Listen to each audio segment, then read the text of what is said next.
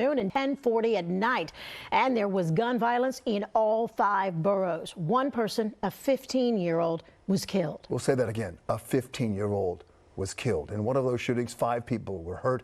This exclusive video of that shootout in the Bushwick section of Brooklyn. Eyewitness News reporter N.J. Burkett obtaining this video, and he joins us live at the scene now. Newt.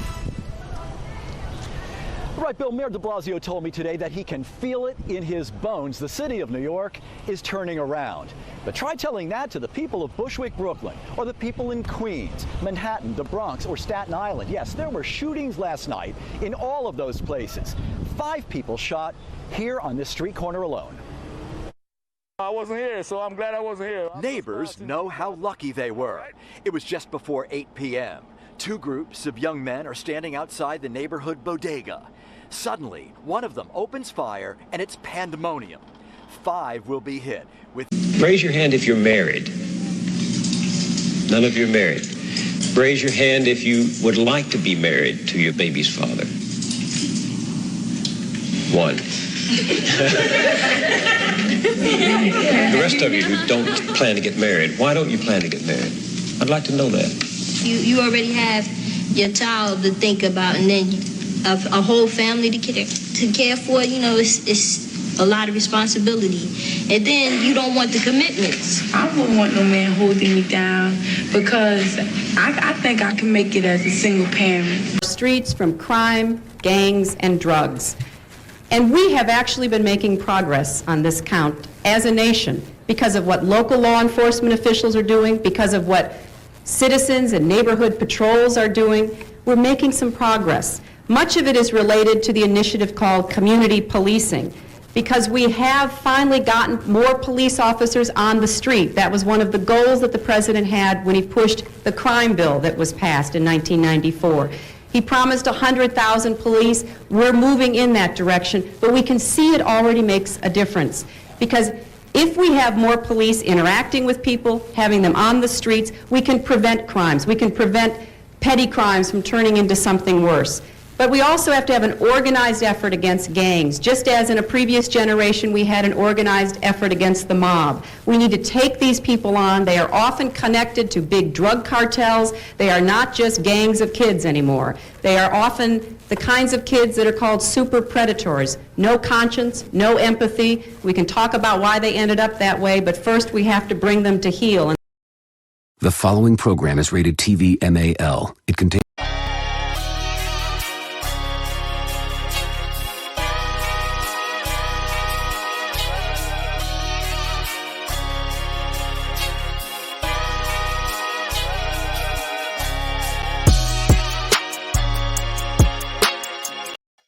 All right, ladies and gentlemen, welcome to another episode of Straight Talk No Chase Live.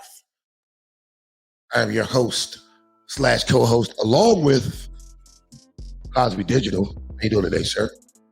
I am simply marvelous. Shout out to the band. That's a great name. That's a great name. Oh, I forgot to say my name. And yes, my name, of course, is Trip Simpson, a.k.a. Eddie Kane Jr. III.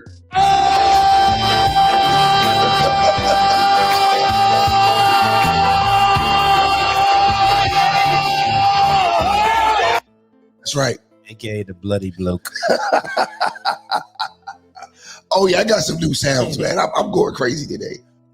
Yes, sir. Oh, I can't wait. But look, before we get into the show, I need y'all to do me a favor. Hit that like button. Kill a nigga behind pussy and ass. What that makes you? Pussy ass. Nigga. Remember to the paid in full joint. That joint was better. No, you're gonna look out for family, right? That's true. Hold up, I got that. Hold up. That's what I say for subscribers. I need you to subscribe too. Yeah, man. I know you're gonna look after family. What family you talking about, Ice? Fuck, I look invisible, nigga. Look, we need subscribers and shares. We on live on Facebook. Share with your friends. Send it to the inbox because we have value to add. All right, that's what's up. So look, now that we got that rusty ass intro out the way, Mr. Digital, what you got going on this week? I actually got a pretty chill week this week, man. My summer series parties are over. I'm I'm just, settling the family life this week. But we're back live next week because we got Henny and Waffles this Sunday in Charlotte at Ink and Ivy. I'm celebrating my birthday this week. I got a birthday party at Commonwealth Cantina on Tuesday.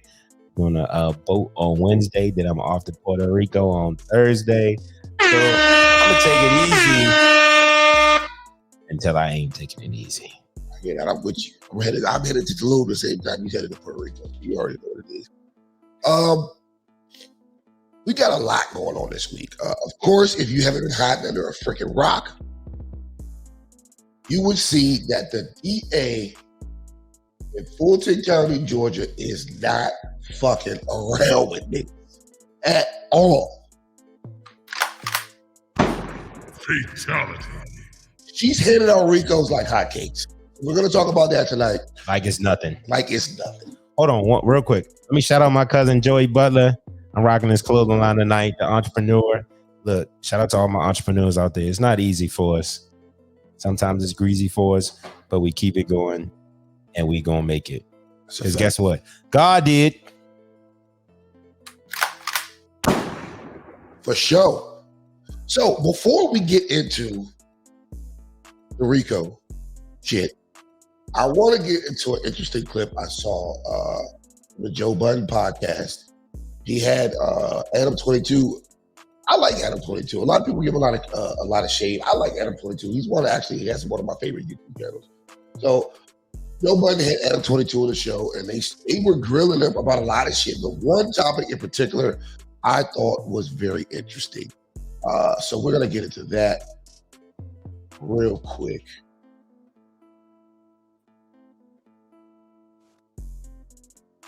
What's it say? Read it, man. I ain't reading. The billionaire black. I ain't reading it neither, yo. I'm with energy and vibes and frequencies. I can't read. You read it. It's yours, nigga. You put it out.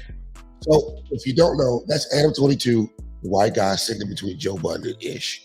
And basically what they're saying is that Adam 22's content is exploiting black on black crime.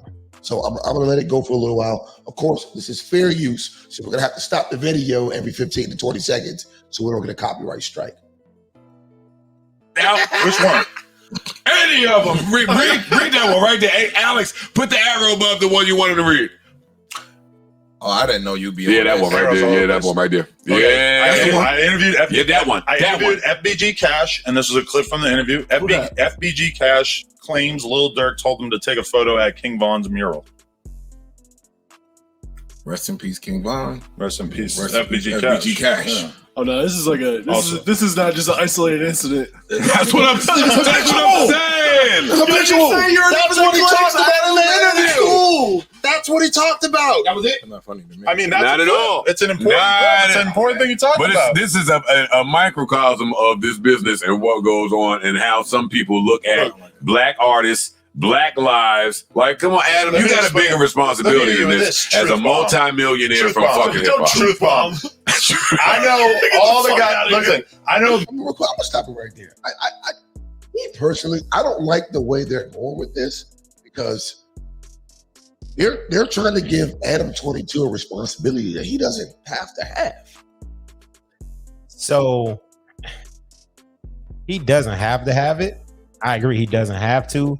But why they're holding his feet to the fire is that if you're profiting off black struggle, black death, black dysfunction, much like if they'd have had this back in the day, Jerry Springer would be in that same type of chair. You know what I'm saying? Steve Wilkos. All of these, daytime shows used to profit off, black instability. I put him in the same lane as them. They don't have a moral responsibility, but you can question their moral compass when they make a living doing those type of things. And I see what you're saying, but I'm more so. He don't got to do shit. I'm more so like, okay, what about the niggas that's coming on, that begging to come on to his show? Like, they don't have to come on his show. They don't have to commit the heinous acts that they're committing, but they're doing it anyway, and they're talking about it on his show. He doesn't have a gun to anyone's head. But I think Joe did a good job explaining, and even Ish as well, that young kids are gonna do whatever they're gonna do to get attention, right? But if you make it your business to exploit ignorant young kids, you can be held accountable for that. People of the culture, they're of the culture, and he's not. Okay. He's not. So I'm not saying that he has to adhere to all of our cultural rules and standards and norms, because technically he don't. He's a colonizer. He's seen a lane where, like, all right, these young niggas will get on there and tell all their business, tell everything they want to tell to boost their rap career. Now, as older people, as OGs, we know that's absolutely stupid, right? But these kids grew up in an environment where the internet clout means life or death. The internet clout means broke or rich. The internet clout could take them and their families out of poverty. So we have an understanding on the idea of what we would do as damn near 40-year-olds, but a 90-year-old is living in a completely different world that we're living in, especially ones that don't have that type of guidance. But okay, I hear what you're saying, but in a capitalist society, right? Because we all partake in capitalism. Absolutely. I think it's inherently unfair to tell someone you can't interview these certain people. It's not like if he doesn't interview anyone, there won't be any more interviews. They're going to do interviews, and they're still going to make songs about killing their ops. They're still going to do that shit, whether or not Adam 22 is in the picture or not. So I think it's kind of unfair to corner him when he's just playing the same game that they're playing. But I think Adam 22, if he puts himself out there to jump on these shows to further his platform, to then continue the work that he's doing, you open yourself up for this type of question. That's cool. Because if you're going on Joe, but they don't talk about the good guys. That he had Kevin Samuels on the show. He had Tariq Nasheed on the show recently. But they talked about it how they felt like he did Kevin Samuels dirty after. I don't think he did him dirty. And matter of fact, Ish ended up, but we can get into that later. Yeah, we saw. So, but what I'm saying, if you have that big of a platform and you're exploiting, like nobody tunes in to hear anybody white. I don't think we have the right to tell him what he can put on his platform. Like, it's his platform. So we don't have a right to tell him, but you have a right to hold him accountable, because if it was me and you, we grew up black, we lived our culture, we lived it. If somebody outside of your culture is using your culture for their financial gain, you do have a right to hold them accountable. You know what? You don't, because this is America, and we can do the same thing in opposite. He can still make whatever. Look at Montel Williams. Montel Williams flipped the script. Montel Williams exploited trailer park people, and they would, but so I couldn't be mad. They love Montel Williams, but I couldn't be mad if one of them be like, "Well, you don't understand my circumstances. Why are you speaking on it?" So I couldn't be mad at that. But for him, like I said, he chose to do this interview. So if you are putting yourself in the forefront of black culture, making money off black culture, and you go on another show, they have the right, just the same right that you have to use that content for your gain. They have a right. They have a right to question you on that shit. I'm just saying, of course they have the right to do that. I'm just saying, I think that their stance is incorrect. But let's continue. Many guys from O Block, right? I've been there. I know these guys interview a bunch of them. Pause it right there, real quick. Well. He just said, "Yeah, I know. I've been to O Block." So basically, he's like saying, because I've visited O Block probably 8 in the morning with security or whatever famous rapper, I can talk about O Block because I rode through there. Red flag. No, he can talk about O Block because O Block talks about their business all day, every day on the internet. Everybody, do you realize there are hundreds of YouTube pages that get millions of views discussing every personal issue about all of these dumbass things? I came up watching the war on Chirac, so I completely understand. Shout out to DJ Academics. So they're all running Academics playbook, right? But the difference is he's a white man. And so it changes how how he talks about, and I noticed they check. But how does it change, bro? No, I'm gonna tell you why. Because equality works both ways. Even how he spoke about how we speak about Black death or death in the community, and how he said it. Even he said it very casually. It's like, yeah, the nigga died over his girl or some shit. Like, we got to get to that part. Yeah. But what I'm saying, I'm noticing casualness of it, how he views the situations he's profiting off. He's like, but yeah, it's just when I hear somebody say, well, it's just this, he doesn't have an emotional connection. If that was people from his community. But none of us really do. You don't have no emotional connection to this shit. I do. I mean, you may not have. I'm gonna keep it a buck. Do I feel bad that they're in the situation they're in? Yes. But to lie, to give off the illusion that like I'm losing sleep over niggas being stupid and killing themselves over stupid shit, I'm not. It's not about necessarily losing sleep, but a person like, and me and you go through this a lot on this show. A person like Adam 22 will report what happened, but he will never, ever talk about the circumstances that lead these young black men in these positions. I disagree with you because, like I said, he just had Tariq Nasheed on the show maybe 2 weeks ago, and he acknowledged everything. He was like, "Yo, this is going on. That's going on. Yo, I like what you said about this. Yo, your reparation shit. I like that." Like it's not like he just. So having one person on this show versus, because you can't be just completely in the tank, right? So having one versus 49 other, little this, Johnny that, killer this, Bobby that, murder this, Johnny that. You got 50 of them. You got you got all the little them. So you got 49 of them, and then you bring Tariq on, right? I respect him for bringing him on, but that's not a real stance. If he gets any pushback, he can bury Tariq's interview easily. Like, so I'm saying if you're gonna profit from these things, which is I'm a business person, I understand capitalism. You have a right to make a business. If people enjoy your business, watch your shit, it's nothing wrong with that. You having your business how you want, but you absolutely will be questioned if you come on other black platforms with the bullshit. They're gonna call you out in your bullshit. Yeah, but you know what though? Like He's not gonna be at no anti-violence rallies. He's not donating no money. But that's worthless. But hold up. Let's keep it to the topic, right? You could accuse Joe Budden of the same shit. He was on Love and Hip Hop. What's that doing for the community? So that's tarnishing our image way worse than he could ever do. But that's a reality show. That's not based in reality. But it's TV. Hold on. I think the problem here is a problem that we keep seeing over and over in our community, right? We get mad when white people showcase shit, but we don't check each other when we are active participants in our downfall every single fucking day. I would check. I don't watch Love and Hip Hop, and I say it's ratchet TV. But the difference is Joe Budden is exposing his life to the gain or profit of him or whatever, right? Yeah, but that's still him. He's interviewing young black men that he's not a part of that culture. The intelligence behind what he was telling Adam 22. How can you sit up there with all of that intelligence and all of that what you expect out of Adam 22 when you didn't do these type of things in your career? Is Adam 22 a part of our culture? It doesn't matter, dog. You can't sit up here. Yeah, so hold on. No. Hear me out.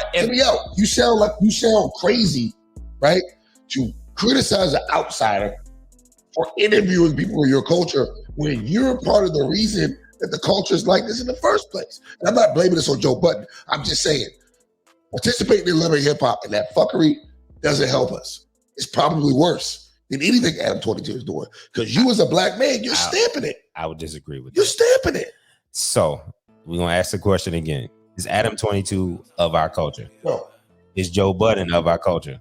I think we should hold a higher standard for our culture. Is Joe Budden of our culture? Yes. So the rules do not apply the same. Just like we talked about this before. A Jewish person can make a joke about the Holocaust. Nobody else can make a joke about the Holocaust. An Asian person can make a joke about them doing certain things. Nobody else can make that joke because they're a part of that culture. Because what they do, you have to deal with the good and the bad. No matter how, no, I'm not finished. No matter how rich Joe Budden is, Ish is, whatever, we can still have our day. Where our skin makes us have to deal with the system in a certain type of way. Adam 22 is a white man. He has been dealing with white privilege his whole life. He can do all of this bullshit, wallow himself in the dirt, in our culture, in porn, all the things he can do, and have a redemptive moment and move on as a white man in society.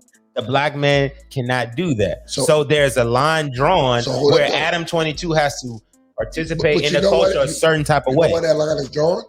Because his ancestors, like it or not, right? Whether I agree with the shit they've done to the world or not, his ancestors stepped up and put them in the position to be like that.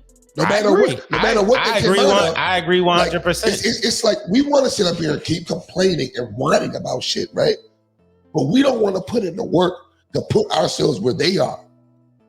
We want to whine about where they at, right? Which is, of course, a bunch of people had a leg up, so I'm not ignorant to that. Like, I was about to say, I'm not ignorant to that at all. But what are you going to do?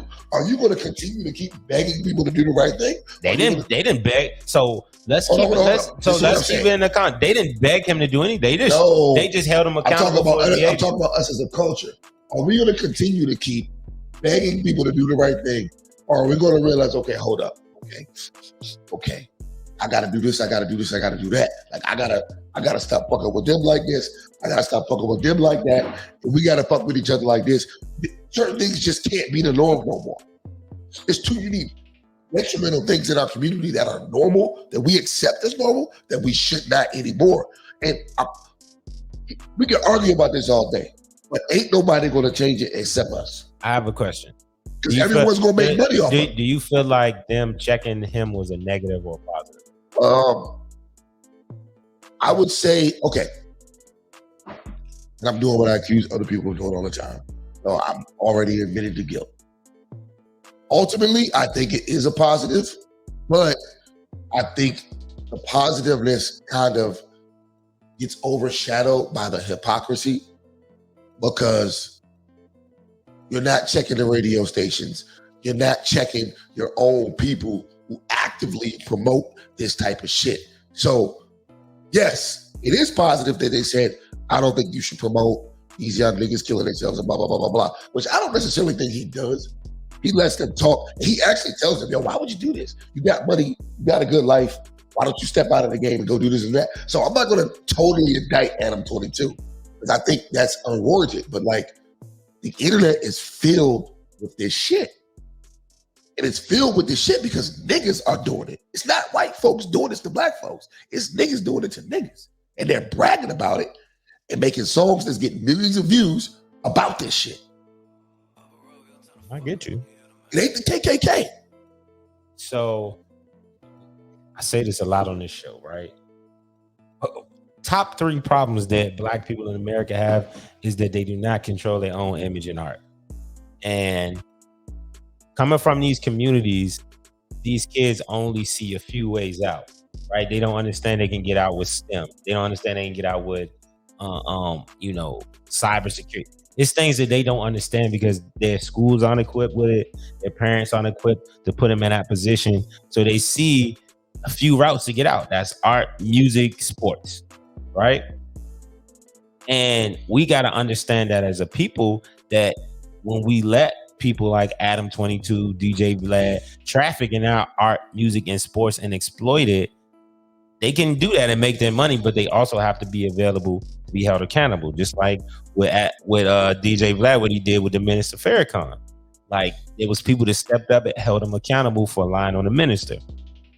When people like Adam 22 are speaking on our culture, we have to be in a position, whether it is a touch of his hypocrisy on it or not, we have to be in a position like, hey, bro, you doing, we see what you're doing over there. Yeah, you doing your thing. But the niggas who are on their own stuff, understand what you're doing, it's not okay with us. So don't think it's okay with us. Okay. Because they have a responsibility to, if they brought him on the platform and didn't question anything he did, that would be that. But hold on, let me finish. If they brought him on the platform and didn't hold him to account of anything they felt was wrong with him, that would just be a cosign. And then they would get criticized on the other end that you're trying to hold these other people to a moral compass, or you talk about other morality things, which they do in the Joe Budden podcast, but then have Adam 22, who a lot of people in the culture feel like he exploits Black death. You had him on there and didn't say anything. So that would be even more hypocritical. But you're picking and choosing your battles because if he's exploiting Black death, what about the niggas that's committing the Black deaths? I mean, they don't have them type of niggas on their show. I'm just saying, why not speak? They do. Joe speaks on that. I'll give him that. Joe speaks on that. I'll give him that. But then when you, for instance, when the Tekashi 6ix9ine thing went down, right? Tekashi 6ix9ine cooperated with the FBI against the other members of the Trey 9 Blood. Yeah. Right? Joe Budden and all these other rapper niggas took the side of the Trey 9 Bloods, right? Which I think is utterly ridiculous. You took the side of niggas that's out here doing senseless crimes, senseless violence crimes in their own community. You took their side and shamed Tekashi 6ix9ine, who should be shamed because he promoted it. But he was influenced by these dudes.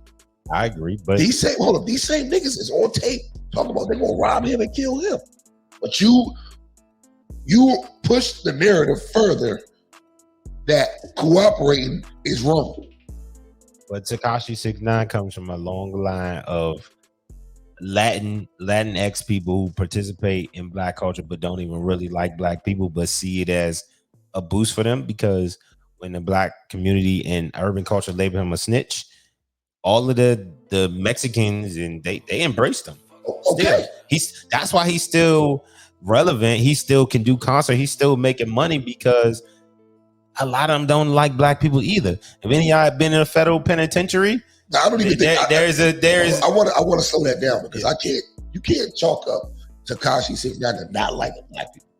I think that's unfair. I didn't say he didn't like Black people. I'm saying he comes from a culture that sometimes we pretend that we all together, but when it comes down to it, we ain't. I'm the first one to tell you that. So that's what I'm talking about. So out of all that stuff he got labeled in the Black community, he very quickly and easily transitioned to his community, and they don't give a damn about that. They didn't give a damn that he told on some Black people. They don't care because we are not of the same culture. So the same way people of our culture can hold him accountable because he was playing a role in our culture, because that's what he was doing. He was playing a role. Once tried to kill him. Yeah. It went wrong for him. So shit go wrong for you. And so he was playing a role that went wrong for him. Should we have sympathy for him? If you try to kill me, you think I'm doing 48 years for you? But should I have sympathy for him? He was playing a role that went wrong. No, answer that question. Should I have sympathy for him because he was playing a role that went wrong? I don't have sympathy for any of these niggas. I'm just saying I'm not mad at him for making a life choice. I'm not mad at him either, but I'm not going to condone what he did because at a certain point he knew what he was getting into. You got a point. He wasn't a child that was coerced. Like, you're a grown man. We should play the rest of the video.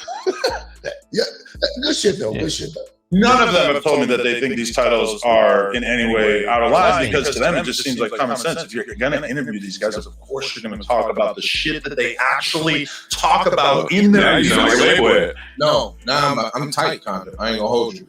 Think about this. This interview came out, he had no complaints. None of the old guys had any complaints. You guys are so much more sensitive than the actual gang. You know why?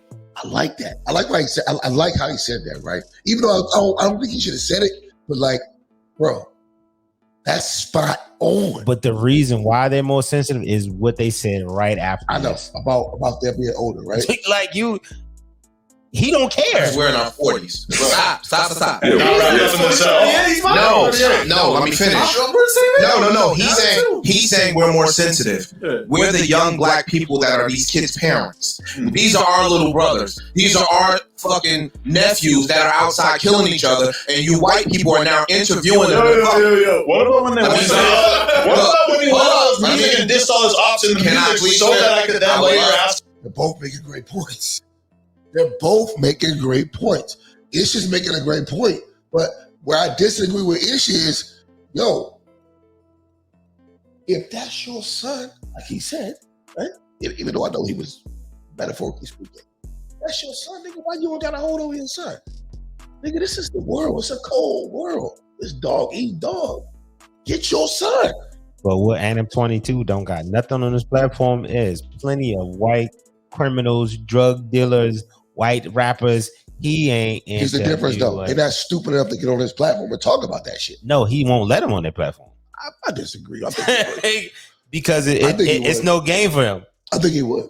I mean, honestly, we're the ones who are being reared into thinking that this is the right way to do things. So from the dawn of America, from the roaring 1920s, 30s, 50s, black art has been exploited.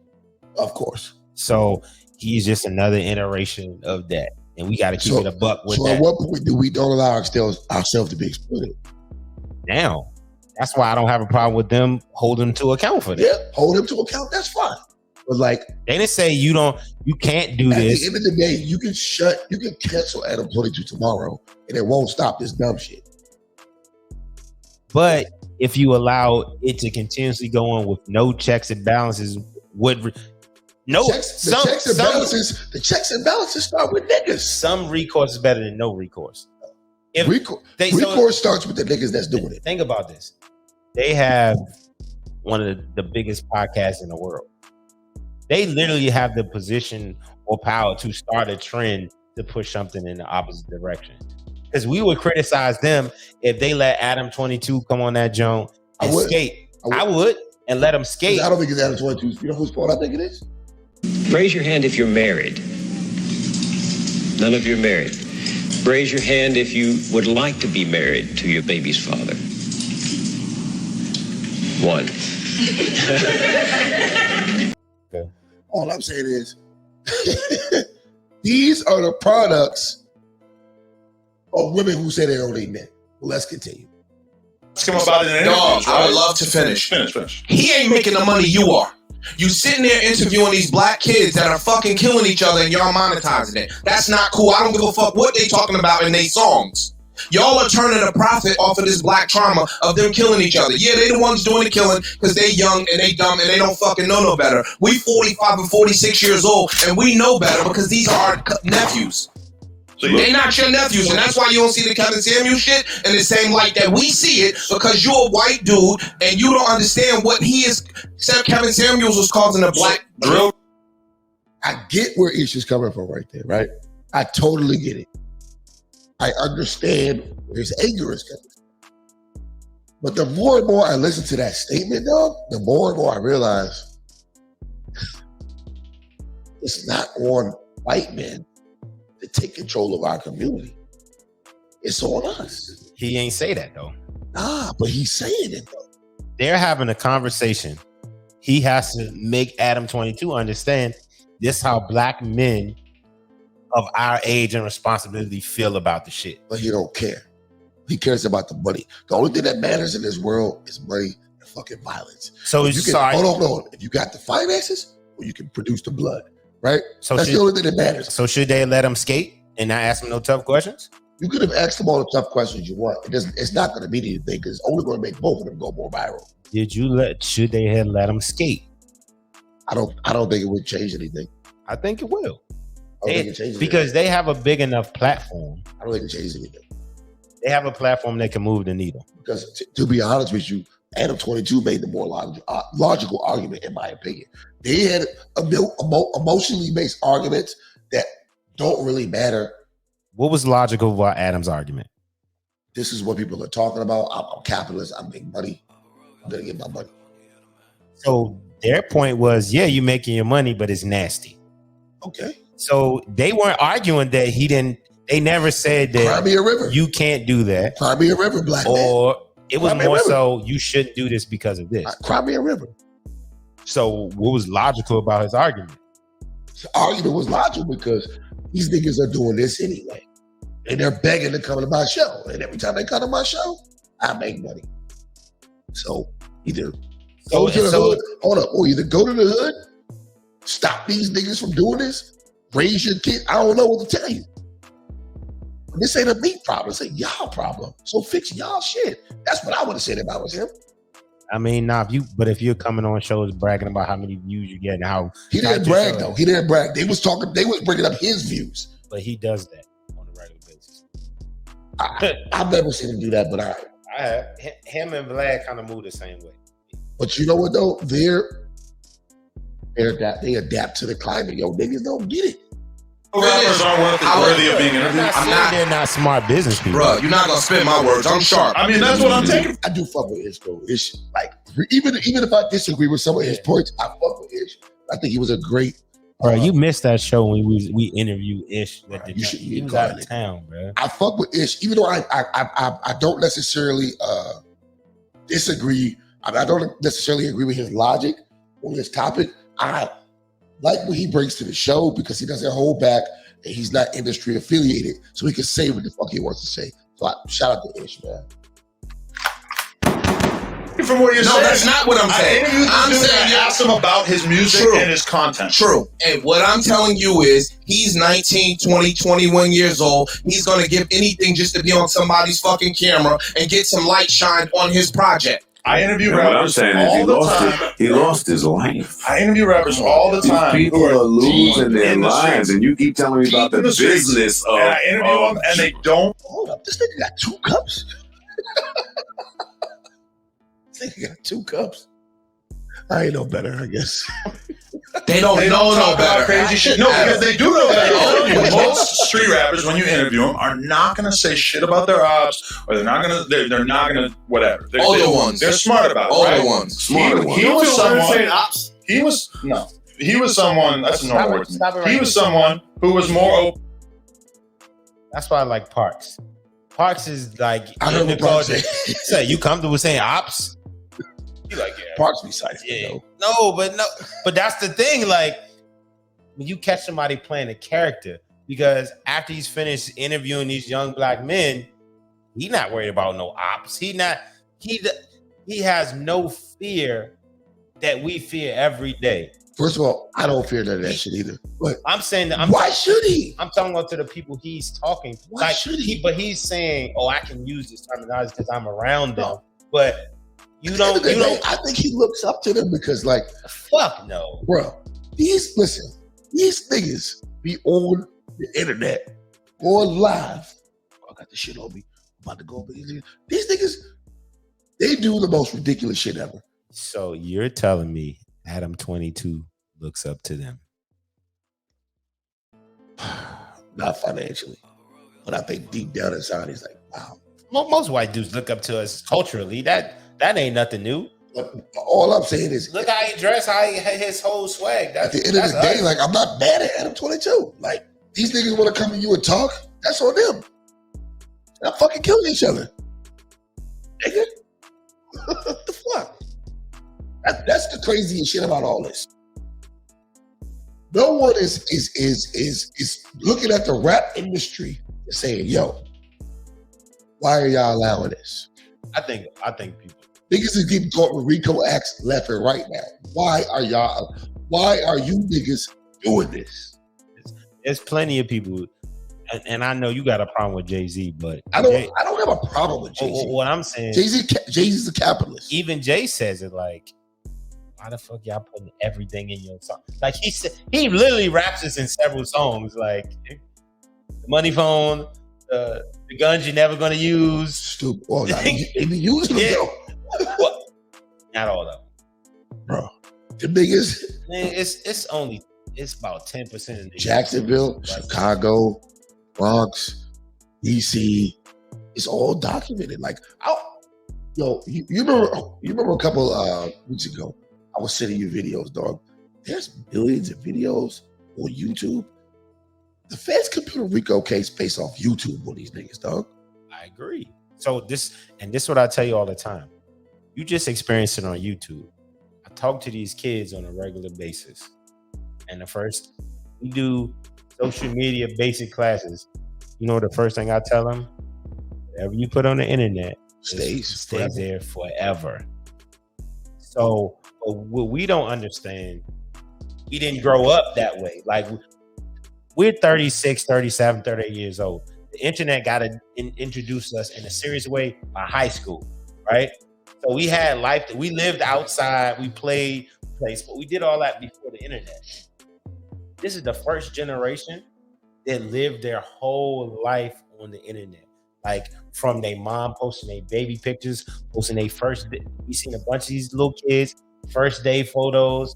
These are kids that their whole life has been lived on the internet. And us, we can't understand it. Why would you do this? Da, da, da, da. Our social currency. I'm gonna tell you this. They're willing to go to jail for the clout. The best thing my father could have ever watched with me was Goodfellas. I was 5 years old when I saw Goodfellas. My father made me watch it for some reason. It was a great movie. But, nigga, that's a RICO case. But how many of these guys got men in the house? You talking on the phone crazy? You on Instagram Live crazy. How many of these guys got men in the house? That's a whole nother show. No, but we don't even have to do the long connection. Do the short connection. No homo. Here's the short connection. Raise your hand if you're married. None of you are married. Raise your hand if you would like to be married to your baby's father. 1. I believe it at that. So we have to do the short connection. So these kids are the product of the crack epidemic, mass incarceration. So they've been raised by grandma and mom and auntie. You know what women like to do? Baby boys. Take photos, dress you up, take pictures, film everything you do. We grew up in a household where fathers didn't like to take pictures. They'd be like, why are you taking all these goddamn pictures? No, that's why I don't smile in pictures. Like, yeah. They be like, why you don't never smile? Because my father told me not to smile. Like, so we came up in a generation that we wasn't on that. That generation, they're raised by women. Women like to dress up and take pictures. So we surprised that, man, why the niggas always in pictures? Why do you want to flash? Why do you want to be so fancy and sassy? Because they've been raised by sassy ass women. I got you.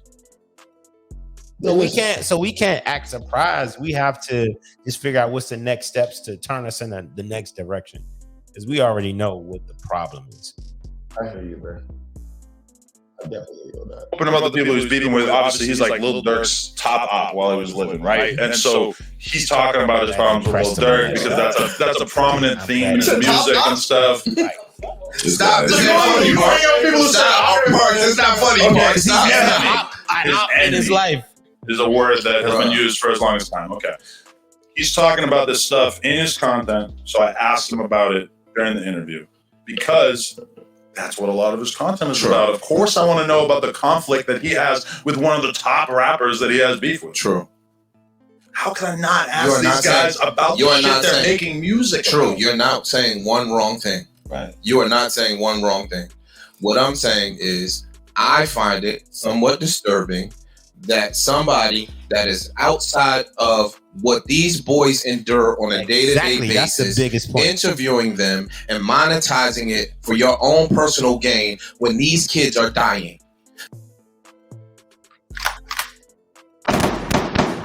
Listen, this is America. If you're surprised that someone's doing that, you must have been asleep for the past 40 years of your life. He didn't say he was surprised. He said what he had a problem with. I mean, I don't know. So this is the thing. Anybody who does that, I have a problem with them too.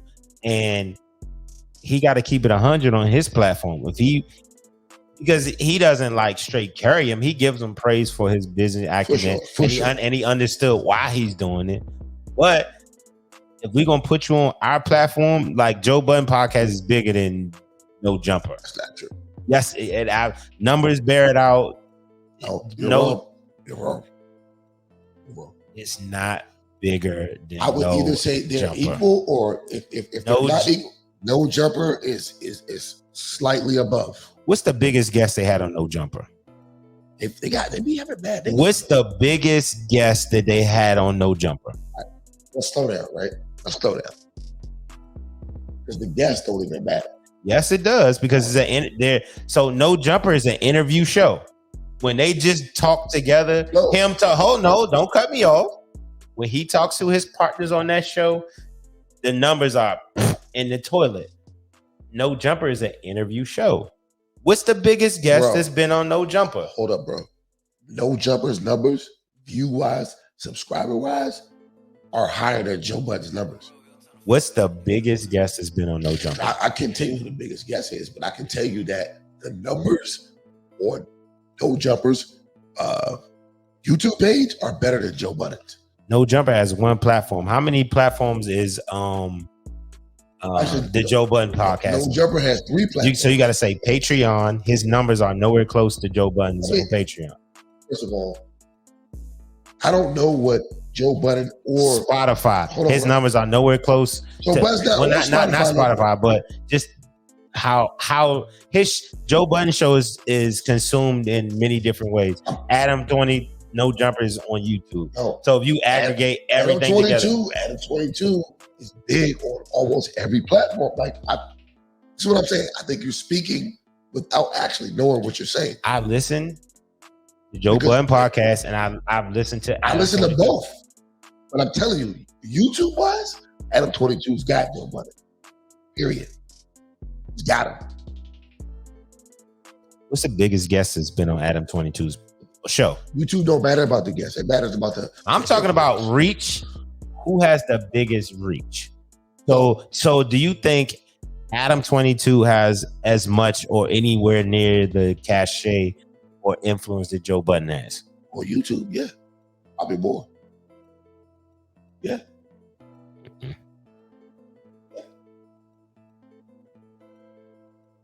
Nowhere near. Okay.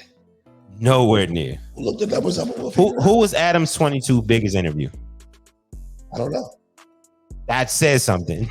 So Joe Budden has access to. Joe Budden's biggest interview was Kevin Samuels. Oh, it wasn't. Bro. That's the highest views he's ever gotten on his show on YouTube. That's a fact. We're talking about the Joe Budden podcast. Joe Budden got several shows. So that's what I'm saying. Joe Budden has. I said we're comparing Adam. Hold on. And we're talking analytics, and we're talking about the top guest.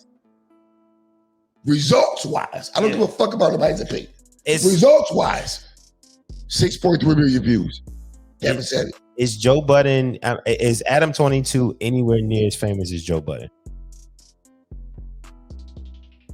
I would say no. He's not. Stop. In the world we live in right now, yes. No, he's not. In the YouTube world, Adam 22 is gold. We're talking about who's the most famous, and we can aggregate everything together. Joe Budden was one of the pioneers of YouTube. Are we going to acknowledge that he was one of the first rappers to really Joe Budden supporter to really all be on every day? I'm telling you right now, Joe Budden. Hold on, Joe Budden has sabotaged himself in a bad time. I'm saying he got 10 years on Adam 22 on YouTube. Bro, that doesn't mean anything when it comes to the results. Does mean something. So if it doesn't. YouTube is not a job. It's based on analytics, monetization, and results. Let me break it down. And I want you to respond to this. Joe Budden has multiple YouTube channels that reach over millions of views outside of the JBB podcast, right? Joe Budden also was on an extremely popular cable. Also has a whole rap career. Joe Budden has touched media-wise like 5 different lanes, right? Adam 22 is only famous on YouTube. Okay. He's done nothing outside of YouTube. Absolutely nothing outside of YouTube.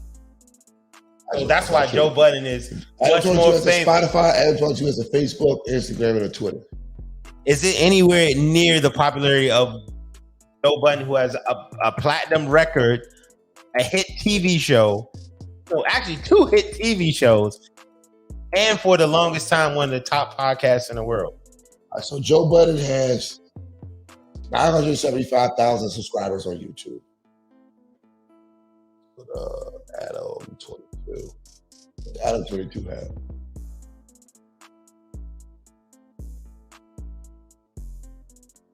1.09 million on YouTube. So his reach is just on YouTube. Does Adam 22 have a record that's still being played 20 years later? It doesn't matter. No. Yes or no? Oh. Was Adam 22 part of a rap group? They also had a platinum album and still being talked about. Here's the thing. No, yes or no? Here's the thing. No, hold on, because we talk. Joe you just Budden, no. I'm going to answer your question. You have not. I said, has he been a part of a rap group that also has? No, he hasn't. No. Has he been on a television, one of the highest rated television shows? No, he hasn't. No. So he got 100,000. He got maybe a couple 100,000 more YouTube subscribers. Bruh, but that's just YouTube. But Joe it Budden my has point. such He's mad got more YouTube subscribers than the nigga who got a leg up. Because there's a bunch of little niggas that Oh watch. my God, So dog. How do you not see that? Because he's in the YouTube generation. He's got more subscribers than a nigga who got a leg up on him. He's in the YouTube generation. So Adam, Prove my point. No, I'm not. The people who watch Adam 22, the little niggas that he interviews, those are all little YouTube chat room niggas. Adam 22. Those are you. How long has the Joe Budden podcast been out and been top 5? 7, 8 years. I don't know, 6, 7. I don't know. Yeah. So we got to look at real reach versus you just pull on subscriber numbers. It's a bunch of little niggas that subscribe to Adam 22 because he interviews younger niggas that's in the YouTube generation. Look at the fucking views on every video. I have a breakdown. This app that breaks down everything on YouTube views, right? So if it's not even really close. So I didn't say who had the most views. I said who's more influential. And I'm not. Don't get me wrong. I'm not fucking out here trying to ride for Adam 22. It's not. I didn't say who had the most views. I said who's more influential. I would say Adam 22 on YouTube. I'm not saying. I didn't say YouTube. I say who's more influential in the culture. I don't know. I can't. Honestly. So influence matters of who you're able to sit with, right? That's why I said who's the most significant person. I would say Adam Joe 22. Budden. Joe Budden can sit with Nicki Minaj, all these people. He can sit with anybody. Okay, fine. Adam 22 is relegated to certain people he can sit and talk to. But that's just right now. He's relegated to that. That's what we're talking about right now. Who has the most influence? Adam 22 cannot go into certain spaces that Joe Budden can. Let me ask you this: if Adam 22 has more subscribers and more views per video, what does it matter? It matters that I know Adam 22's demographic. Like, that's not a good answer, dog. So I said if Joe Budden has access to more popular people, most popular people aren't generating him better numbers than Adam 22. What are we talking about? So numbers and influence in the culture are two different things. No, they're not. They're not. So if numbers are everything. Hold on. Numbers are everything. I'm not going to let you do that. So hold on. Numbers are everything. Let's say if he had several more million views than him. But you already But you already told us how much more of a force Joe Budden is. Joe Budden's this big force, but this cracker came out of nowhere and beat him. Wow. So if he had several more million views than Joe Budden or several more million subscribers than Joe Budden, I could say, okay, his YouTube influence outweighs all of the other shit where nobody knows who the fuck Adam 22 is. He don't have that many more views than him. It's like maybe a couple subscribers, maybe a couple 100,000, right? Well, if you but hold on, don't cut me off. If you're a big time nigga, hold on, don't cut me off. But Joe has all of these other outlets. Joe had a show on MTV. Joe had a show on Oxygen or and whatever. Still can't beat another nigga on YouTube. So we're being disingenuous if we don't act like YouTube doesn't have its own culture in the way YouTube works. Bro. But we're talking about who's more influential and who's more famous. No, there's video game niggas. There's video game niggas that blow Joe Budden out the water every day. It's video game niggas. So, like, what are you saying? So we're talking about hip hop culture, or we just say the culture in general. Adam 22 is not more famous than Joe Budden, or has more influence. Joe Budden makes money off YouTube for his podcast. That's it.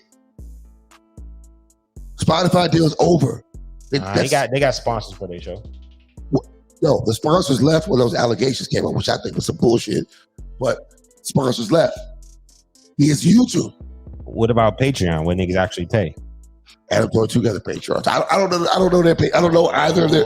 Look up look it up. You looked up the subscribers. Look up where the money come.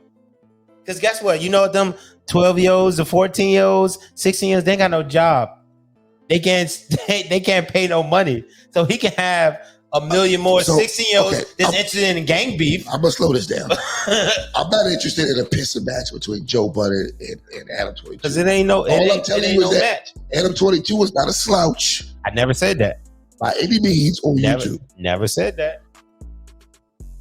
And right now, the YouTube game, the Patreon game is what Joe Budden is playing. So, and I fuck with Joe Budden. I don't want nobody to get this twisted. I fuck with Joe Budden.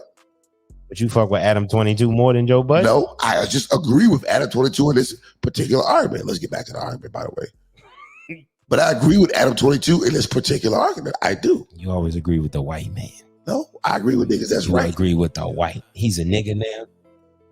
You refer to him as a nigga. This is them and their family's trauma that you guys are monetizing to turn a fucking profit, and you're calling it journalism. That's not fucking journalism. They're gaining from it as well. No, they're not. Yes, they do. It's promoting his music. There's a reason why these dudes, in particular, you got Ruga and FBG Cash on the screen. They both fly to Los Angeles to do an interview with me because it's promoting their career and their business that they're building for themselves. The fact that FBG Cash got into this random ass situation where his ex-girlfriend's new boyfriend shot him or whatever the fuck it was. What does that have to do with anything? That's just some bullshit that happened after the fact. Stop. Yo, you and your girlfriend, you said you and your... I was just saying that to make it clear that he didn't die over some gang shit. Like, it's not like he got killed by a rival gang member that he talked about in my interview. He got into some totally separate shit. Listen, you and your fiance were gonna... You said you guys got proposed to by somebody to do content. Right. You turned it down. Right. Why'd you turn it down? Because we ultimately decided that we could do a fine job on our own. You found out black friends growing up? No, time out. You found another way to monetize your content and cut them out. Right. You didn't need them. Right. They need you. No. You just said they needed you. They don't need me. They want to do content and reach out to my audience. You just said 2 sentences ago, my last question, that they both have videos of... I don't know. To me, this argument is going nowhere. Like, he's playing both sides of the fence. Them niggas is coming to me. I'm not asking them niggas to come to me. He coming in because he got the bigger platform. All right, well, come on. Fuck out of here. I don't know, man. But that's the thing. He be like, well, they don't need me. I don't like I'll say this. I don't like the fact that he speaks kind of casually about Black Death. I don't like that shit. Let me tell you something. See, I want to go back to the old school way of doing shit, right? Where men come to the table and talk like fucking men. They're talking like men, though. Yeah, but them niggas is emotional. He's like, yo, nigga, it is what it is. Like, it's the money. What the fuck you talking about? Nigga, I'm getting money. Your little niggas is coming to me to get money. Why they not coming to you? Because they're not going to promote that shit. All right, well, fuck out of here then. Nah. Fix your fuck ass community. So hold on, bro. No. We gonna hold on. We gonna remember this. This is let me know when you finish. No, the Holy Spirit is catching me, bro. Let me know when you finish, bro. I don't expect white people to fix my fucking community, dog. Now, pay me that money you owe me, sure.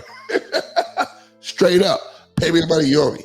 But at the same time, basic shit or how a community is supposed to run, I'm not going to look to the people that you say is my enemy to fix it. Only a fucking idiot does that.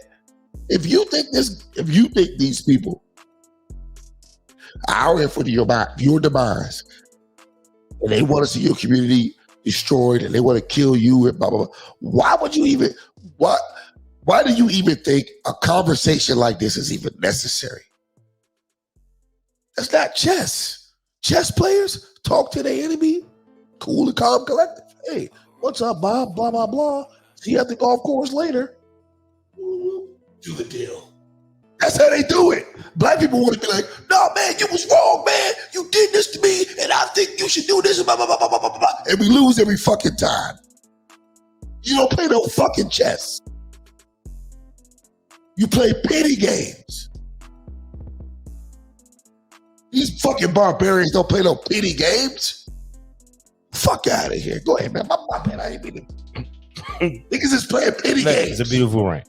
But the fact of the matter is, why certain races get respect in America that's outside of us, they're still quote unquote minorities. They can provide consequences and repercussions when people get out of line. So one instance, we can't look to them as a model and say, oh man, we need to provide those same consequences, but then let people like Adam 22 come on our platforms, people who have bigger platforms, and not give him consequences to his actions. What he's experienced is consequences to exploiting Black death. So if you're upset with I'm not finished. He can do whatever he wants to do. White people in America have been doing whatever they wanted to do with impunity because they don't have consequences. So they have the platform to provide consequences for him because he's not bigger than them. When he goes on their platform, that's the biggest interview he's ever done in his whole career. That's not true. I'll say it again. If he goes on a Joe Budden podcast, Adam 22, that's the biggest interview he's done in his career. You gotta get deeper into YouTube, bro. We're not talking about YouTube. So we talking about chat niggas, people who follow violence on the internet, into hood to hood beef. All the things he talked about, like his content reflects his audience. Do you agree or disagree?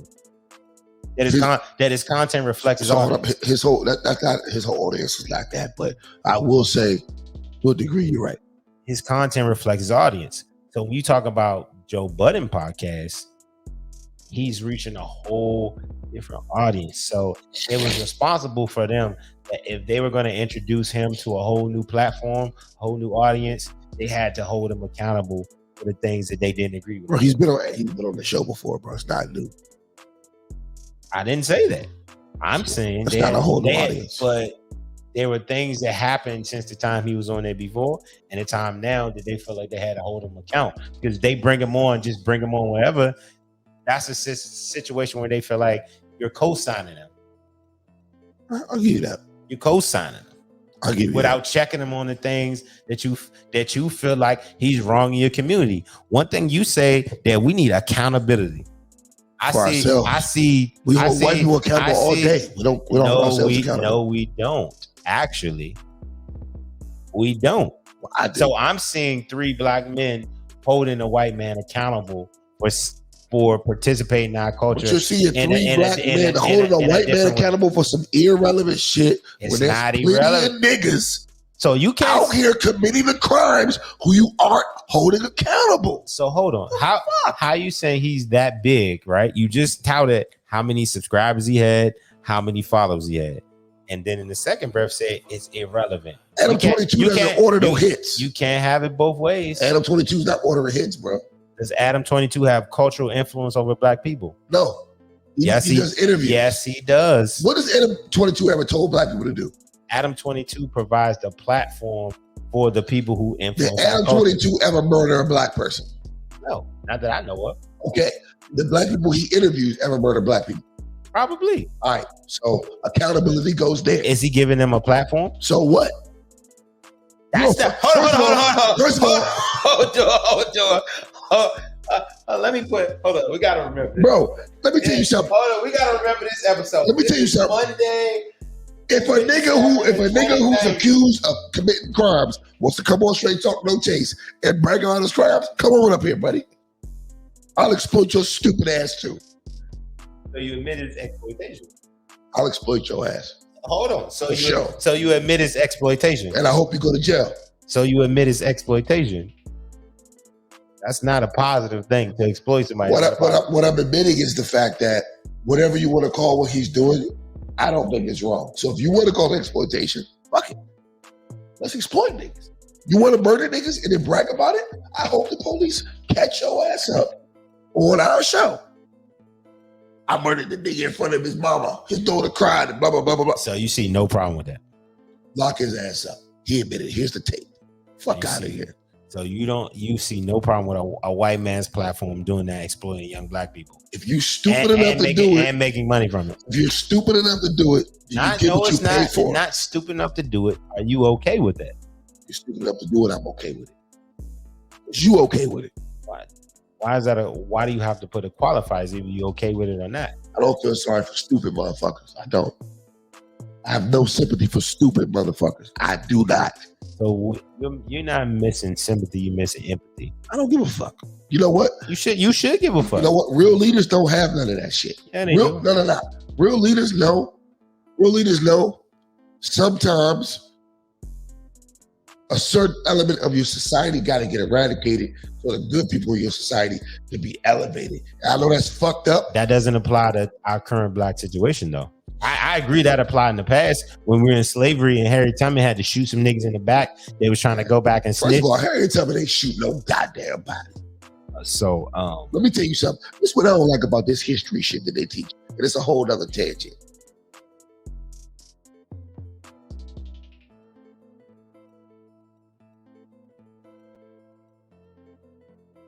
No. Before, because I see what you about to do. Do you hold them to telling George Washington chop down the apple tree? Fuck George Washington. And Abraham Lincoln freed. Do you hold them to the same account that you about to do? Fuck George Washington. Let me tell you what I don't fuck with, right? Okay. I don't fuck with the narrative that Harriet Tubman was the end all be all of black courage and slavery and all that shit. Who the fuck said that? Hold on. Let me say this real quick. Nat Turner didn't run no motherfucking where. He built men. They built their little army. They killed motherfuckers and they died trying. Harriet Tubman ran. No disrespect to her, but she ran. That's what women do. Men fight. So don't keep telling me about what some broad did. Tell me about Nat Turner. Much love to Harriet Tubman. That was a cute soundbite. She did the right thing. She took scared ass niggas and they ran to bitch ass Canada. But Nat Turner was like, nah, fuck that. Nigga, you grab the rake, I'll grab the butter knife, you grab the motherfucking. Nat Turner went in there, they put that work in. That was a cute sound. But no, hold up though. That's the difference between men and women. That's the difference between a man leaving your shit and a woman. Woman's like, nigga, look, come on now, let's hurry and go. Man's like, nah, fuck that. Somebody gotta go. Whether it's us or it's them. That's how the slave stuff. It's us or it's them. Shout out. So this is fuck funny. It's funny you mentioned. I was just back home in Southampton County. The home. Yo, you know when they say that? The home of. When I was back home. The home of Nat Turner, right? Go. Actually, I'm related to some Turner. I have a very intimate knowledge of this story. So shout out to Nat. Hey, my shit documented. I'm from. I literally passed the street Nat's Head way. Oh shit! I know I saw the courthouse. No, this is not a time for that. This is something serious. Where they hung him is called Nat's Head's Way. Oh, that's where they hung him at. They skinned him at the courthouse, and they sold his skin as souvenirs after they skinned and hung him. Look, I have my relatives that were alive. They witnessed that, right? He was found on the back of one of my family's farms. I don't know. We ever really talked about my roots in Southampton County. So I don't take that shit lightly. So when you, I'm not about to Umar you. This shit goes viral. Niggas gonna be like, hold up now. They can Google it. But listen, I admire that. You know what? Harriet Tubman got a fucking job in the Navy. Southampton County. I just went down for my Uncle Lemuel's funeral. Look, we have a family church, niggas. It's Buell Land. Y'all look up Buell Land. So what's your shit? I'm saying, don't disrespect ancestor Harriet Tubman like that, because she was willing to bust that gun to get shit done. I A don't lot think of she these busts. a lot of these bitch ass niggas ain't willing to bust their gun for their people to fact. get some shit done for their own people. But what if Nat that- Turner what's was the fact definitely willing is- to bust that motherfucking gun. So I hold them in the same. You don't have to lessen one or disrespect one to uphold the other one. They both play different roles in the same struggle to get to the same destination. I'm just So telling you I know what's that this is not you responding to what I'm saying. Oh, I'm I'm gonna responding to respond. what you're saying. So let me respond to what you're you're responding ran first. Then you can respond. You're interrupting me while I'm laying out what I'm saying. Straight. It's okay. Nigga, that's what we do. But go ahead, man. 2 minutes. That was like So 5. it's important. It definitely wasn't. It definitely wasn't. So like 4 scores. ancestors did the work matter. So we can't discount them. Just like people on the ground right now doing the work, your opinion matters more to me. Because you're actually doing the work. There's no listen. It's not all you saying. It's my time to talk. It's my time to talk. So you yelled at the camera for 5 minutes. No, it was like 15. This is what we got to do. It's the big. We get the rake. We got to do. The woman ran, and the nigga stayed there and took his fucking beef like a fucking man. That's all I'm saying. Go to show you something. But we don't gotta get into all that. I swear they had different jobs. Different jobs. Yeah, it was. Yeah, one was like, yo, let's get out of here. One nigga was like, yo, fuck these niggas. It's different We jobs. gonna defend our turf. We done tilled this land. Let's go. You Blow for blow. You think it was no women with Nat Turner? No. Have you looked it up? you I'm see gonna the save movie? you right there. All them hoes was sitting there crying. We got, I'm gonna save you right there. You don't think it was no women with Nat Turner? It was all niggas. That wasn't. That Turner was reading the Bible. He ain't read no woman with him. I caught the oral history. Oh. See, I'm gonna do that to you. I'm not gonna do that to you. it can't be that petty. I'm not. That's what I'm saying. All right, all right, let's finish. So we getting too far off the rails. Let's put a cap on this. Let's watch the last little couple seconds of this and to the next shit. Millions of views before anybody interviewed him. I don't care. You just said that they profited and you profited. That's what you said. It's a mutual relationship. They don't know enough. It's like me taking a 17-year-old girl or This 18. is a grown man. He just did like 7 years in prison before he did this interview. How can you just treat him like a child and say, oh, he doesn't know enough? Because mentally he's going on songs bragging about his fucking killings. That means he don't know like enough. an exaggeration. I don't know that he bragged about killing anyone. He'd probably be in prison if that. That's why Adam 22 was wrong. He definitely was bragging about killing people. You're like, I don't know. They all brag about killing people. Now, I commend Adam 22 for not trying to make ass be the feds, but that's bullshit. Nigga, them niggas brag about that shit. Stop. That was the case. These raps about street shit, right? Ice. Rap about street shit. What I'm saying is this. He keep alive. Yeah, he does. Everybody that's grown ain't grown mentally. You agree with that or no? So you think I should I'm be asking doing you a like some question. sort of I would love for you intelligence to- evaluation? Should I No, give them like a quiz no, where no. I have to prove that their IQ is high enough? No, before yeah, I interview think them? you should be doing that. No, but he don't have to do that. What I'm asking you is, do you agree with me, yes or no, that every grown person in age is not necessarily the sharpest knife in the drawer mentally? Do I agree that there's a range of intelligence? Well, Yes, this of guy course. gonna Yeah, answer it sure. quick. Okay, cool. Are there smart Hey, he people? doing Are it, Joe there Biden. dumb people? Of course. Hey, for him to have a problem with what I did up there, he ain't answering a fucking thing up there. Smart people in there are dumb people. All right, This cool. is easy. All right, cool. So some people, would you agree also, are more easily manipulated than others? Sure. Yeah. Cool. Okay. So in them doing this, they're coming on your platform because your platform is huge. Okay.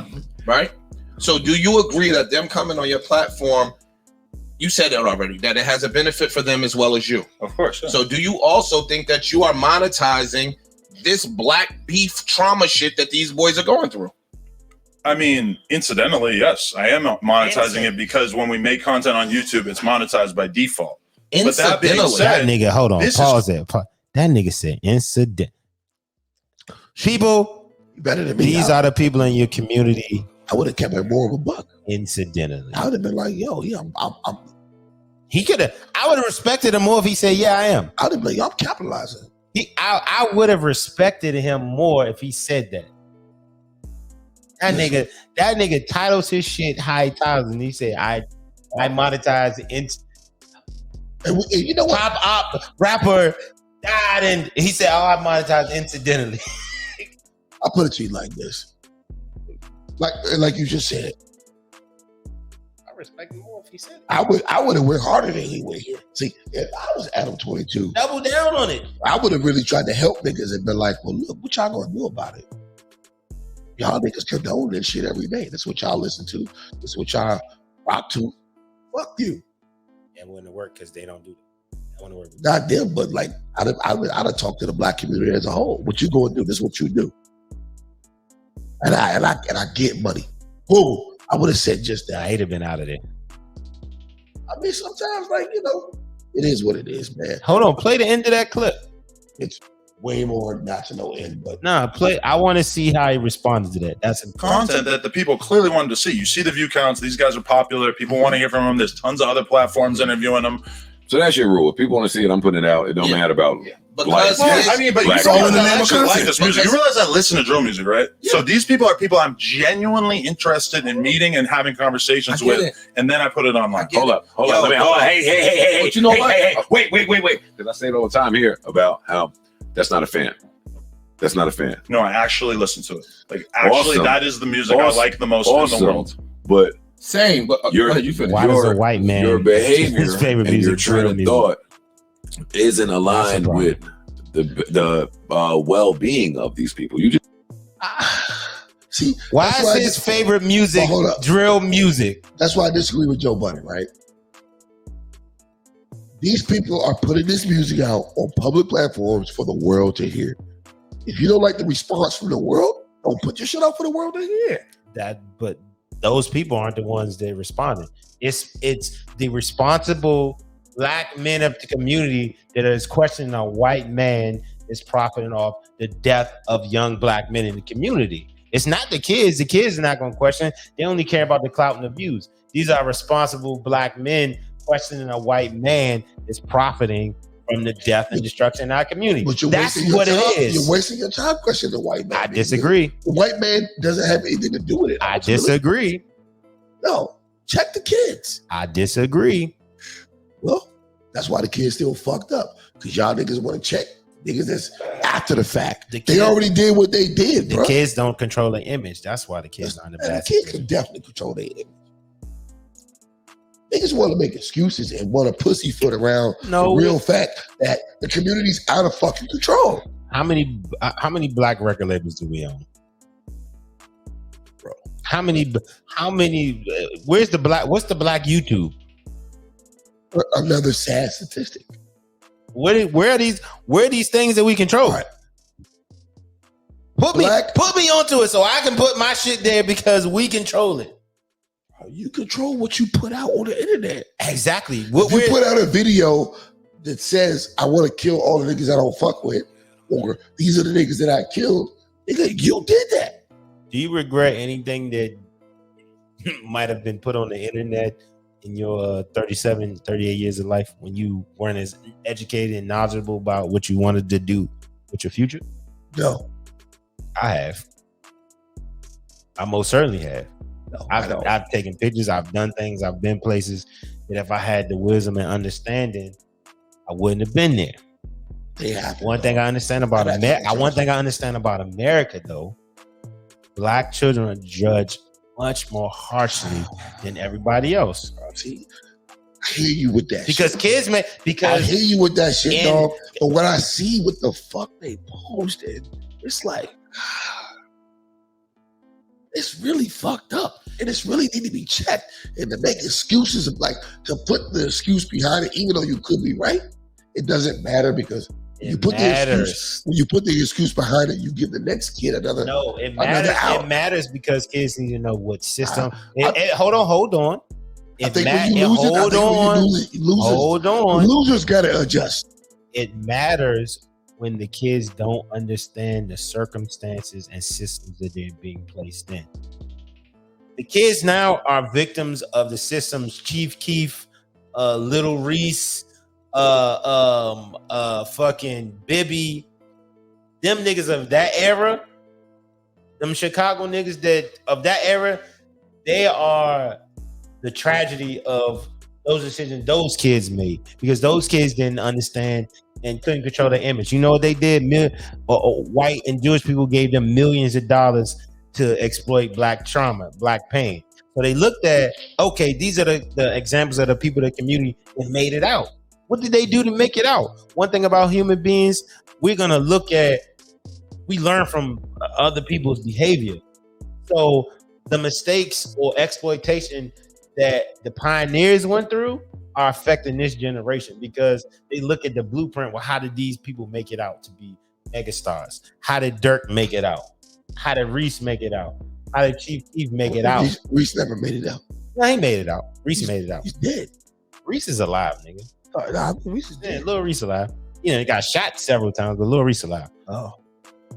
But the only reason I know a Chief Keef or I know any of these niggas, because record labels pumped in millions of dollars for put these people on the platform.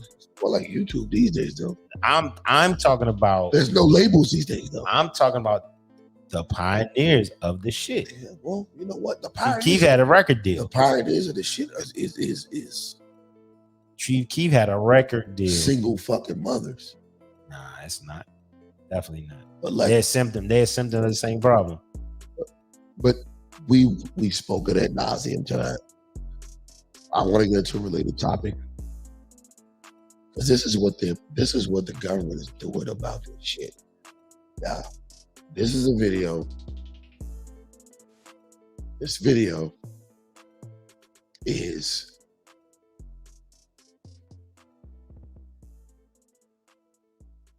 what Atlanta is doing about all the drill rapping and the gangster rap and all the gangs that are involved in the crime. Now it's getting to a point where politicians are getting involved. And here's where it's getting dangerous. And here's where the rappers are silent again. See, we got to this point because we cried about freedom of speech, right? And rappers was like, you know, we got to be able to say this, got to say that. Look where we at now. Look where we are now. I'm going to try to hold on until Mr. Cosby gets back here so we can watch this next video. But I want you guys to really think about what I'm saying. Oh, shit, hold on. All right, so here we go.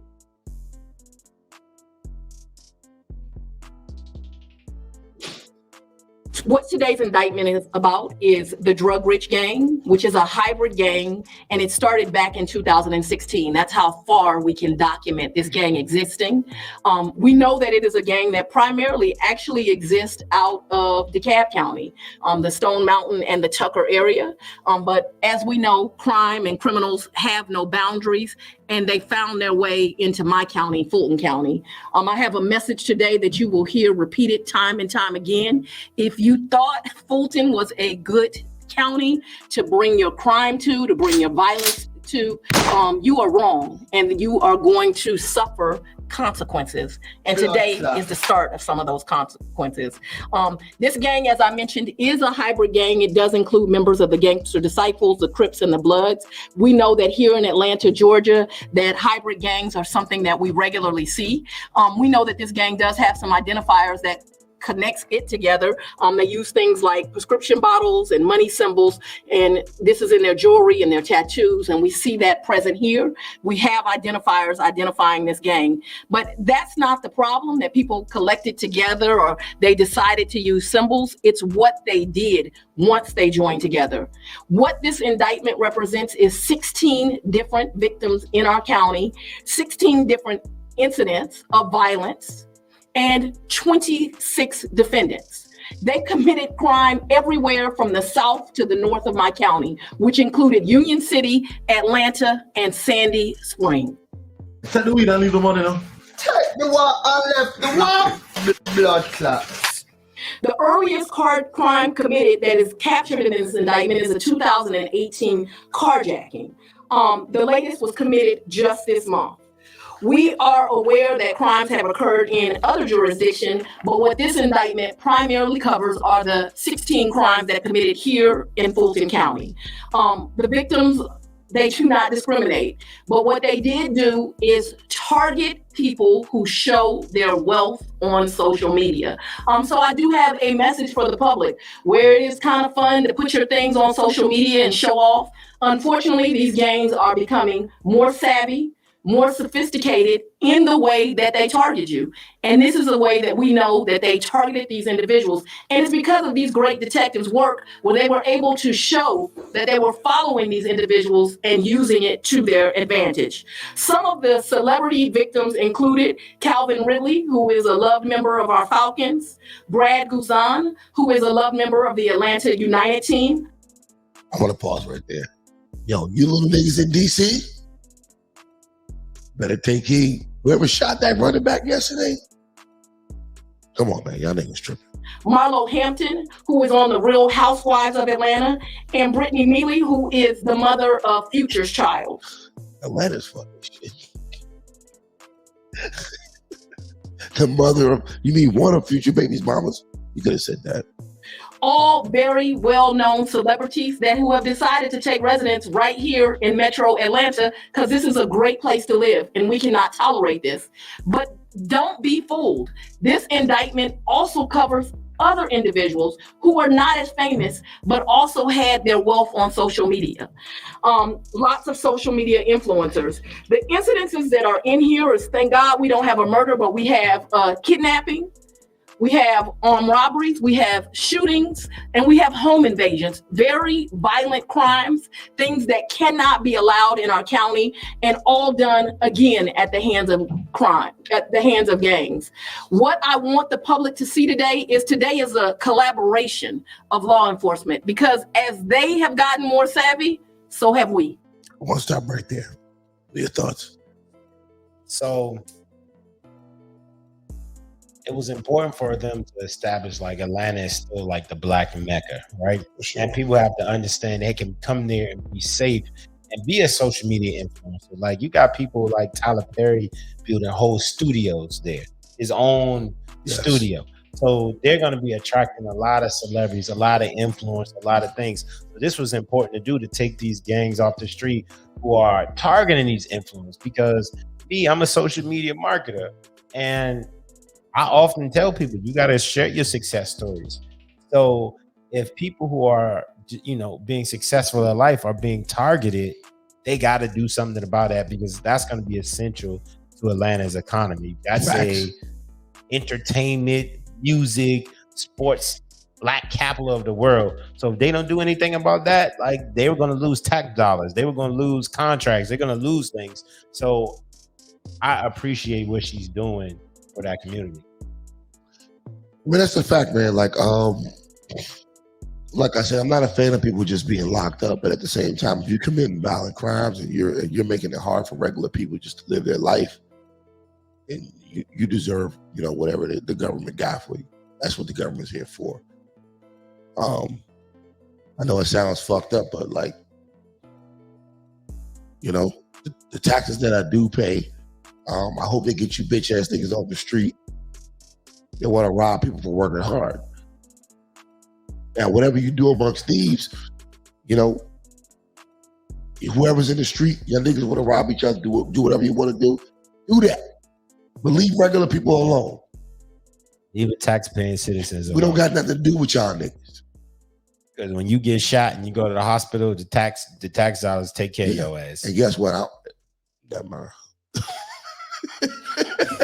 He's about to be on his Ivan Drago. If he dies, he dies. All right, hold on. Let's right. That's fucked up. I know you so long. I know you was going with that. I didn't even have to think about it. I can say it for you. And so what you have is a collaboration of the Atlanta Police Department, the Union City Police Department, the United States Attorney's Office is here today, the Fulton County Sheriff, the Marshals, and the Fulton County District Attorney's Office. We are working together We are working collaboratively, and we have a message, and that is get out of this county or expect to start seeing sentences that go life plus. Because I am not going to negotiate with gang members. I am not going to allow pleas. We are going to find you. We're going to convict you, and we're going to send you to the prison for the rest of your days. And I'm not apologizing for that. Jesus Christ.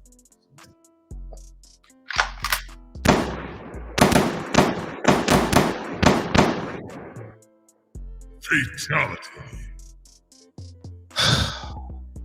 Let's talk about it. Talk about it.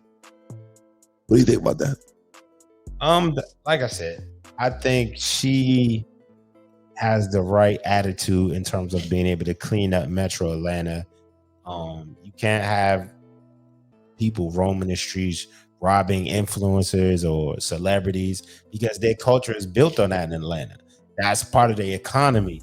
So if she doesn't protect that, the whole city is going to unravel. Facts. So, I mean, kudos to her. I see she building a nice political career off of this. I feel her aspirations in what she's doing too, and I'm not mad at her for that. But let this be a lesson to the youth, right? Let this be a lesson to the people that's in this lane. Atlanta is a place that they're not playing with you anymore. So if you running scams, you running theft rings, you running robbery rings, you're fucking with their economy, and they're gonna lock you up. So if that's your game, get out of town. This is a matter of time till you coming next, because they're devoting a lot of resources to that, right? And two, we're gonna have to get prepared for this for the next year. I tell my friends, I tell the kids I mentor, be vigilant, be on guard this year, because the money is dried up. Yo, that's interest rates are up. The money in the streets have dried up. Jobs are less plentiful. Like I've experienced as a business owner, especially being in restaurant and hospitality, man, budgets is going up and down like crazy. So clips. So you have to protect yourself out here, because in my estimation, it's going to get worse before it gets better, because there's no money on the streets. One thing about people, they're going to take care of themselves. They're going to take care of their family, and hopefully it's not at your expense. Hopefully. Nah, you know, I'm a little more this play, just because I think we need to let this go home. Let's let this boy drive home real quick, and then we'll get into our final thoughts. Any questions? George Keating, I'm always done. As it happens, I live in a part of DeKalb County that drug rich is sort of covers. I live in my and you mentioned drug rich cat who's Cindy in the indictment. Who, as I understand it, just got out of jail or prison. He's living with his mom on how much cooperation? Because I can't help but notice that DeKalb County isn't standing behind you right now. But I know that they're accused of crimes in DeKalb County. Is there collaboration happening between Fulton and DeKalb County with regards to the investigation of this gang? I have a relationship with the district attorney in DeKalb. I cannot say we specifically collaborated on this incident. I will say that we know that this gang has also committed crimes in Cobb, in Fayette. So we'll just leave this alone, because this is almost another 20 more minutes, and fuck that. I think we can go to final thoughts. I think we've exhausted, for sure, what we thought about these two topics. It's our first day back. We're a little rusty, y'all. We've been off for basically the whole month of. I wouldn't even say rusty. I just I felt a little rusty today. We ain't been. It's like nigga working remote, then you get back on the court. Honestly, I think you did a great job. I'm good at this. You've managed to piss me off, like you always do, but in a respectful way. So I can deal with it. No big deal. You know, thank God. A poor wife. Yo, she don't have to deal with it tonight. Go on, piss me off again. Don't say shit to me. I'm joking. I enjoy pissing off right wingers and libertarians. I'm definitely a libertarian. I wake up. I saw that. I was going. I know I was going to mention that. He was like, "I'm full libertarian." I'm full force. Shout out to my man Maj Toure, man. Full force. He recruited you. My nigga, he didn't recruit me, dog. They just make sense. They make sense. Hey, it was giving Maj Toure. You put the gun clips in. I'll give you a year before you realize, like, yo, sure. you know what? Y'all niggas might be right. Not bad over there. I ain't gonna tell niggas what I got and I don't got, but I ain't gonna put my clips on the damn on the damn show. I draw the line there. Oh, it's 2 weak ass clips. No, I ain't gonna put my fingerprints on there. It's legal. It's legal shit, bro. That's fine. I'm just saying, you know, that's legal. My DNA ain't gonna be on your goddamn. I seen that in the case with Taxstone and Troy. Yeah, it's like it's supposed to be your gun. How did your DNA get in on the clip and the bullets? I take my own charge, bro. Don't worry about me. I'll take it. Because 9 times out of 10, if I have to shoot a nigga, I got my permit on me, and that nigga was trying to wreck my life, so it's all good. I ain't worried about it. All right, let's move on. Final thoughts, man. What we got, man? We're gonna go ahead and move on from that. First of all, it's great to be back in studio with Trip Simpson, man. It's always more fun to be with your friends to talk shit and make the show go off. So I appreciate that. Shout out to all 5 people who tuned in on the live. Shout out to y'all niggas, man. We fuck with y'all. I know we back new, but look, we gonna make some clips in this, and we gonna make this shit lit anyway. Make sure you like and subscribe. Straight Talk No Chase, Facebook, Instagram, and YouTube, because we're trying to get to where Adam 22 and Joe Budden is. We need subscribers. We need money for this. All right, so since I mentioned them, I'm just gonna address that first. Shout out to any YouTube creator that's living their own dream. They got out of the 9-to-5 rat race and they're monetizing their content, because that's a life that you can control. So shout out to Adam 22 for accomplishing that. But if Adam 22 was ever on my platform and I was ever on his, I will hold him accountable just like Joe Budden Podcast did, because you're not of my culture. You're using words of my culture. You're pretending like you're us, but you're not us. When you're not us and you talk about us, that's exploitation. No way around it. No, nothing. You are Elvis to me. You are Eminem. You are all these people. White people in black culture. And if you are that person in that culture, you have to be sensitive to what's going on within that culture. That's why I have a little bit more respect to Eminem, even though maybe is grandstanding but he always makes an effort to represent himself in black struggles or present himself in a way that he lets you know, yeah, I made a bunch of money off this shit, but I still fuck with you. Adam 22 is not one of those people. He's a capitalist that's capitalizing off black death and trauma. And until we have a mechanism of consequences for people like Adam 22, it's nothing we're gonna be able to do as black people, right? Joe Budden and Ish, they can chastise him all day, but he has no consequence of doing that. Vlad could talk about the minister because he had no consequence. But if one of us, I don't care how high you up, Jay-Z experienced this, Joe Budden would experience, don't matter how high you up as a black man, if you say not even something disparaging, something questionable about other people who have the mechanism to discipline you, they'll discipline you. So shout out to us building up our mechanism of discipline, because certain people need to be disciplined when they disrespect, profit, and exploit our culture. It comes to Atlanta, hot Atlanta. You kill a nigga behind pussy and ass. What that makes you? A pussy ass nigga. Shout out to hot Atlanta, Freak Nick Capital. Black Hollywood. It's a reckoning. The day of us being able to commit crimes and use it on the internet for our gain is starting to come to an end. This shit has gone on. It's gone on for a while. I've been completely disgusted by it, but I understand it.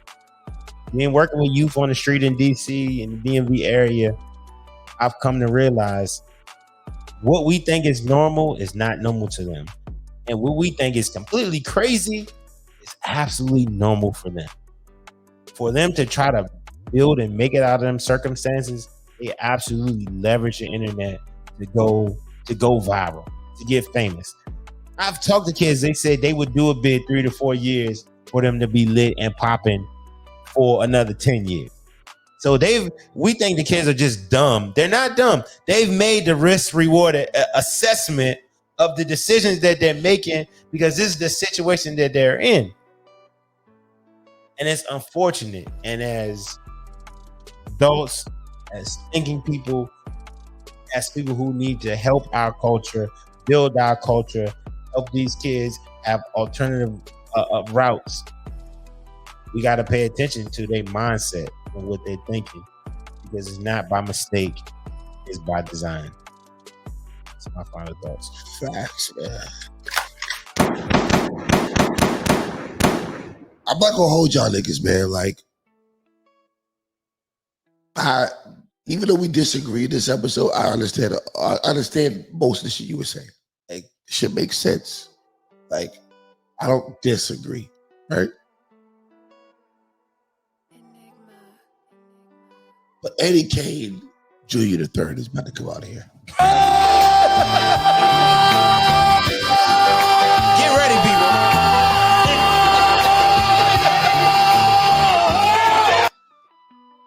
You kill a nigga behind pussy and ass. What that makes you? Pussy ass. Nigga.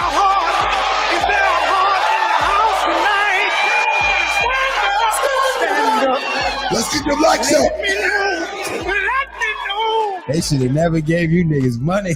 Oh, shit. Never. Hey, nah, bro, listen. I'm going to combine both topics in one final thought for me, right?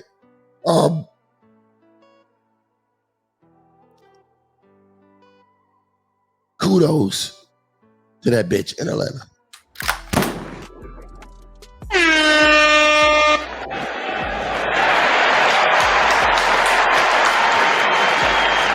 While I don't want to see a bunch of niggas locked up, I do.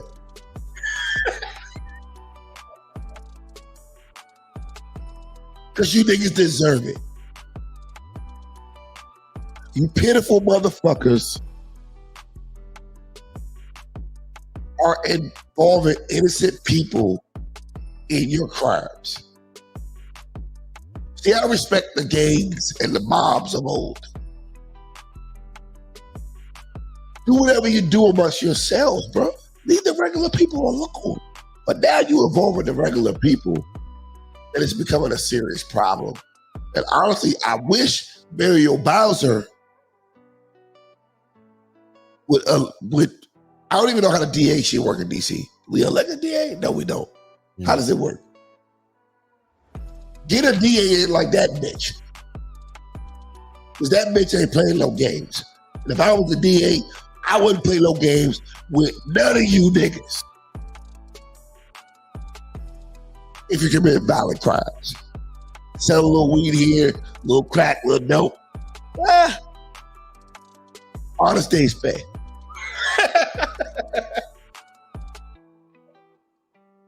But when hold up though. But when innocent people start getting involved in your bullshit, that's where I draw the line.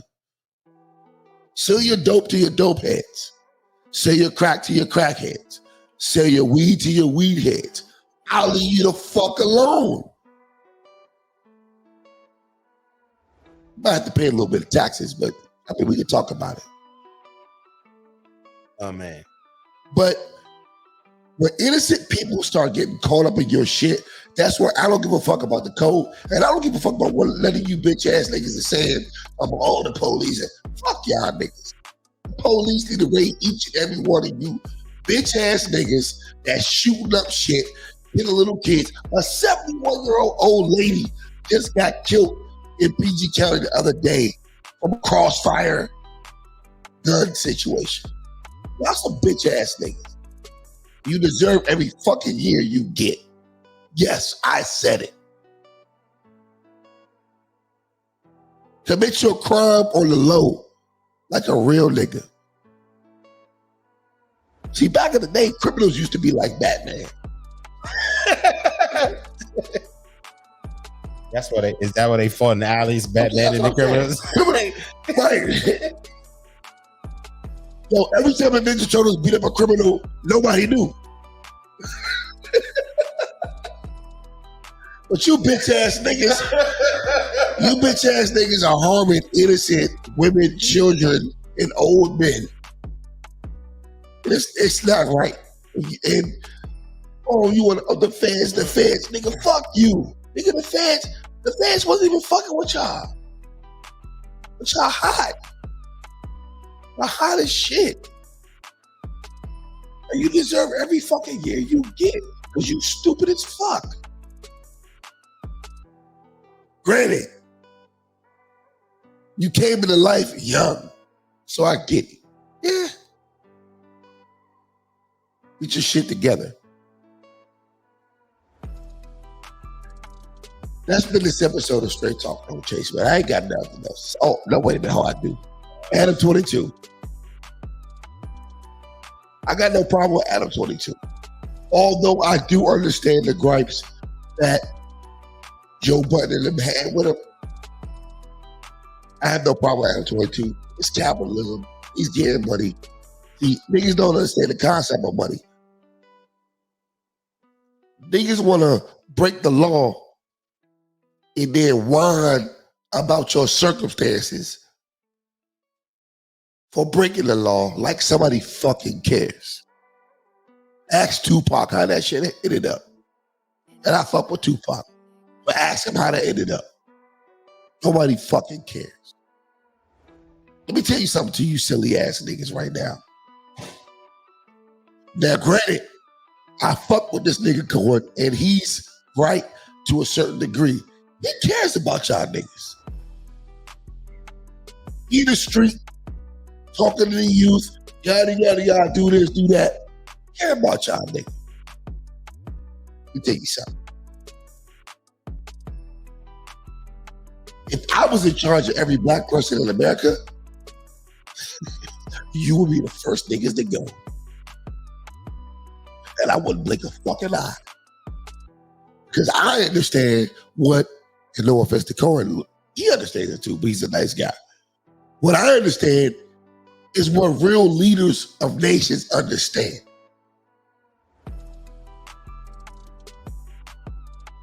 If you're not killing for the greater good of my society, you have no worth to me. I care about winning. I don't care about pacifying losers.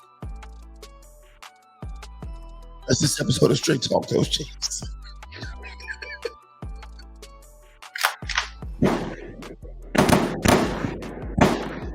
Blood clot.